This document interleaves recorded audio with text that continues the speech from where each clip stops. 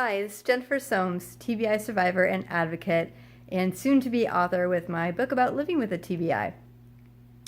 So it has been over 4 years, and a lot of people think that by 4 years that most people are, quote, fine after a TBI, but I am here to show you what the real faces of traumatic brain injury look like. And this is me, obviously like no makeup or anything, but I wanted to share some of the things that still affect me even to this day.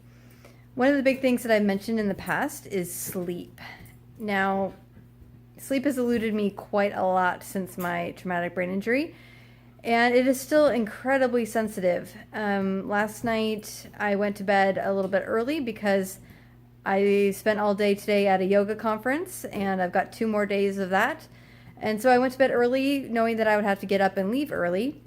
But if I don't go to bed at the exact same time or pretty close to it every night, then I actually wake up about 3 hours too early. And that makes me very, very grumpy in the morning and makes for not so good of a day, especially energy-wise.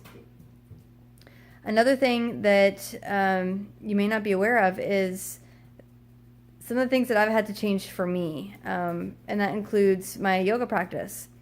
So I've been an avid yogi for quite some time, and I'm a yoga instructor as well. And since my TBI, I have had to modify and change how I practice. I used to go to hot yoga 3 days a week, and that was really a big part of my life for many, many years. And now, because of pituitary damage causing adrenal insufficiency, that means that my body just cannot tolerate a vigorous practice or a lot of physical stress. So today in this yoga conference, I did a great practice this morning with one of the teachers that I took a class from, and it was definitely more of a vigorous practice than I'm used to. And I thought, well, let me just give it a try. Of course, respecting my body, but giving it a try and just seeing what happens. Well, for me, if I do much vigorous work or a lot of ups and downs with my head, so for those of you who are yogis, if you think of sun salutations, that can be a big trigger. And I tend not to stay in inversions where my head is below my heart for very long, because it creates a lot of pressure in my head, and that's very, very uncomfortable. So today, after a couple practices where, again, I was cautious, but decided to give it a try, I ended up with pressure in my head, and that turns into a pretty major headache later in the day. So here I am on the couch, pretty tired and nursing a headache that I am thankfully finding a little bit of relief now. But when you think of TBI, you tend to think of things like just cognitive impairment, memory problems, and maybe headaches.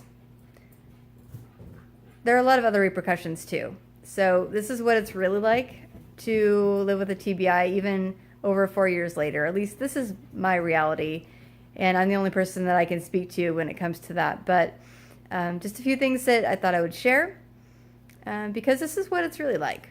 And I like to share this so that you have a better understanding of what someone with a TBI goes through or what they might experience. Every experience is different, but we do share a lot of commonalities. And I hope that it creates a bit more understanding so that we have more empathy for each other and for the TBI community as a whole. Until next time, this is Jennifer, and I will see you with the next episode of the TBI Diaries very soon. Take care.